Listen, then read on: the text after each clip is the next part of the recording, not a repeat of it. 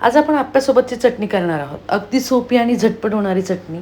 तर त्यासाठी काय करायचं आहे, चांगले 10 ते 12 हिरव्या मिरच्या घ्यायच्या आहेत, थोडासा कोथिंबीर घ्यायचा आहे, नंतर घ्यायचे 2 ते 3 चमचे शेंगदाणे घ्यायचे, थोडासा कांदा, थोडीशी अद्रक आणि 2 लसूण पाकळ्या घ्यायचा आहे आणि 1 वाटी ओलं खोबरं घ्यायचं आहे, चवीनुसार मीठ घ्यायचं आहे आणि 1 चमचा साखर घ्यायची आहे. याला थोडंसं बारीक करून घ्यायचं आहे. नंतर काय करायचं आहे, बारीक करून घेतल्यानंतर आपल्याला पाणी आणि दही घालायचं आहे. म्हणजे अगोदर आपण दही घालून घेणार आहोत. तर मी गोड दही असल्यामुळे अर्धी वाटी घातलं आहे. आंबट असेल तर थोडंसं कमी घाला आणि 1 वाटी पाणी घालायचं आहे. याची चांगली बारीक पेस्ट करून घ्यायची आहे. जितकी छान पेस्ट केल्या जाईल तितकी चटणी आपली स्मूथ लागेल. तर हे झालं आपलं चटणी बारीक करून आणि आता आपल्याला एका बाउलमध्ये त्याला काढून घ्यायचं आहे. म्हणजे आपल्याला फोडणी देण्यासाठी सोपं जाईल. तर भांड्यातलं पूर्ण सारण काढून घेतल्यानंतर घातले त्यामध्ये अर्धी वाटी पाणी. ते पण आपण व्यवस्थित मिक्स करून घ्यायचं आहे.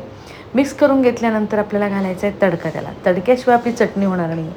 तर चांगलं 2 चमचे तेल घातलं आहे. त्यामध्ये 2 चमचे मोहरी घालायची. जितकी मोहरी लागेल तितकी छान लागेल. जास्त असेल तितकी.